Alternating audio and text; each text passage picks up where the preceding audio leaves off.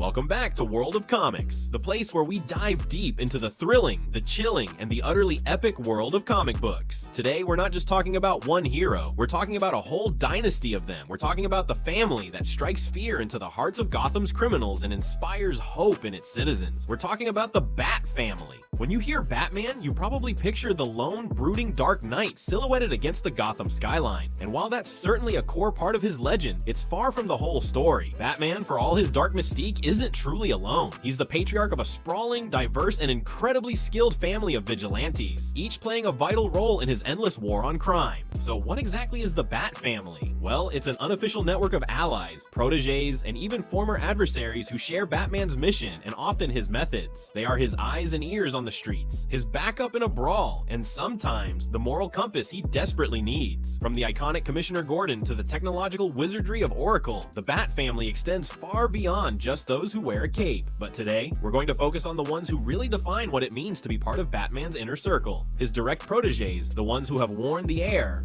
the Robbins. The concept of Robbin, the boy wonder, is almost as old as Batman himself. Created in 1940, Robbin wasn't just a sidekick, he was a revolutionary idea. Batman was dark, grim, and solitary. Robbin was bright, acrobatic, and optimistic. He was meant to be a contrast, a way to lighten the tone of the comics, and crucially, someone for young readers to identify with. But over the decades, the mantle of Robbin has been passed down, each successor bringing their own unique personality, skills, and sometimes a whole lot of trauma to the role. So let's kick things off with the original, the one who started it all, the first boy wonder.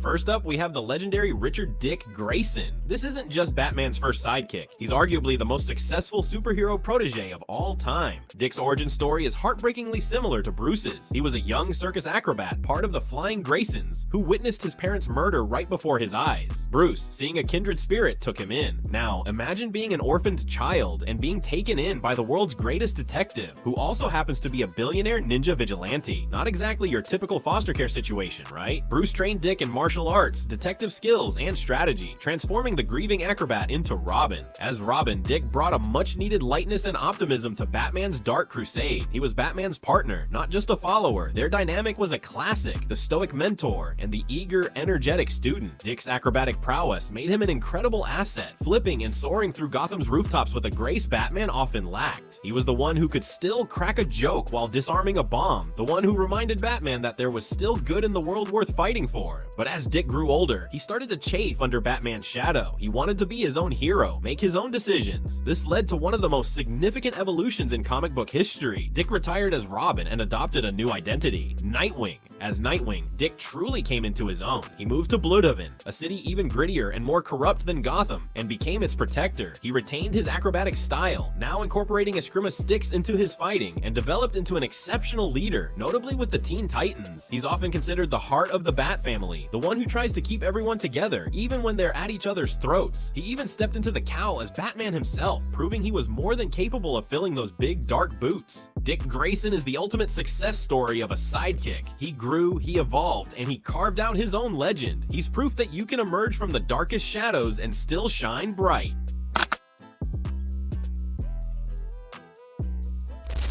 Next up, we have a character whose journey is probably the most tragic and certainly the most controversial among the Robbins, Jason Todd. Jason's story begins on the streets of Gotham. He was a street tough, a petty thief who literally tried to steal the tires off the Batmobile. Batman, seeing potential, or perhaps just a reflection of his own youthful rage, took him under his wing. Now, unlike Dick, Jason didn't have the acrobat's grace or the inherent optimism. He was a raw nerve, a ball of barely contained anger and impulsivity. He was a brawler, more aggressive in his methods, and constantly challenged Batman's strict no-kill rule. This made him a divisive figure among fans, who often found him unlikable compared to the beloved Dick Grayson. And then, it happened. In 1988, in the infamous A Death in the Family storyline, the Joker brutally murdered Jason Todd. But here's the twist, DC Comics actually let the fans decide his fate through a phone-in poll. By a razor-thin margin, the fans voted for Jason to die. It was a shocking moment that rocked the comic book world and left an indelible mark on Batman, forever haunted by the loss of his second son. For years, Jason remained dead, a painful reminder of Batman's greatest failure. But this is comics, folks. Death is often just a temporary setback. In the early 2000s, Jason Todd was resurrected thanks to a combination of Ra's al Ghul's Lazarus Pit and a reality-altering punch from Superboy Prime. Don't ask, it's a long story. Jason clawed his way back from the grave. But he didn't come back as the same impulsive Robbin. He returned as Red Hood, a violent, gun-wielding vigilante with a burning hatred for the Joker and a deep-seated resentment towards Batman. Jason believed Batman failed him by not avenging his death, by not killing the Joker. As Red Hood, he operates in a moral gray area, often using lethal force against criminals, putting him in direct conflict with his former mentor and the rest of the Bat family. Jason Todd's journey is a powerful exploration of trauma, grief, and the consequences of Batman's methods. He's a tragic figure, but also a compelling one, constantly battling his inner demons while trying to do what he believes is right, even if it means blurring the lines between hero and villain.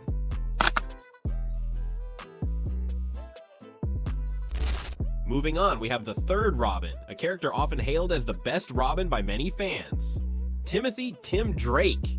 Unlike his predecessors, Tim wasn't an orphan taken in by Batman. He actively sought out the role. Tim was a brilliant kid, an aspiring detective from a wealthy family who figured out Batman and Robin's secret identities purely through observation and deductive reasoning. He noticed that Batman was becoming darker, more reckless after Jason's death. He realized Batman needed a Robin, not just a sidekick, but a partner to keep him grounded. Tim essentially auditioned for the job and eventually convinced Batman to take him on. As Robin, Tim brought something unique to the table, an unparalleled intellect and an incredible talent for detective work, rivaling even Batman's. He was a strategic thinker, a planner, and arguably the most skilled tactician of all the Robbins. He wasn't as impulsive as Jason, or as naturally acrobatic as Dick, but his mind was his greatest weapon. Tim's run as Robbin was incredibly influential. He grounded Batman, bringing back a sense of partnership and stability after the tumultuous period with Jason. He formed strong friendships with other young heroes, particularly Superboy and Wonder Girl, becoming a core member of Young Justice and the Teen Titans. He even got his own solo comic series, something no other Robbin had before him. Like Dick, Tim eventually outgrew the Robbin mantle. He adopted the identity of Red Robbin, choosing a name that honored his past but also signified his growth into an independent hero. As Red Robbin, he continued to be a master detective, often operating independently, uncovering conspiracies, and proving his worth as a world-class strategist. Tim Drake represents the intellectual heart of the Bat family. He's the one who reminds them that brains can be just as powerful, if not more so, than brawn. He's the detective's detective and a true heir to Batman's legacy of crime solving.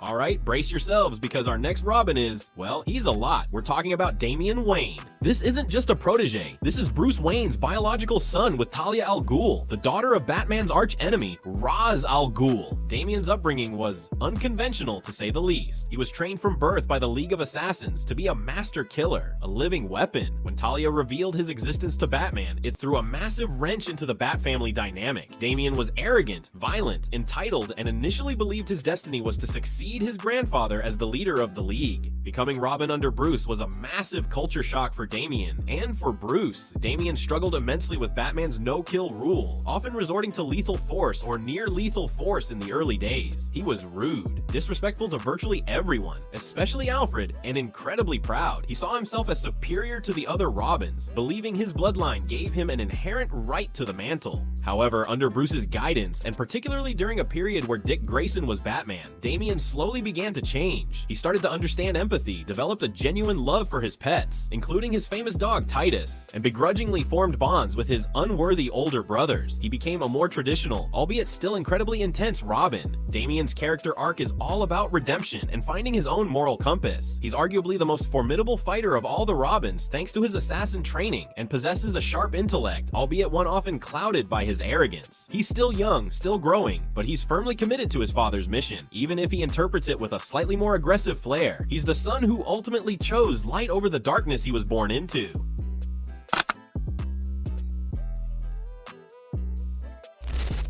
So there you have it, folks. 4 distinct individuals, each carrying the weight and the legacy of the Robbin mantle, each shaping the legend of Batman in profound ways.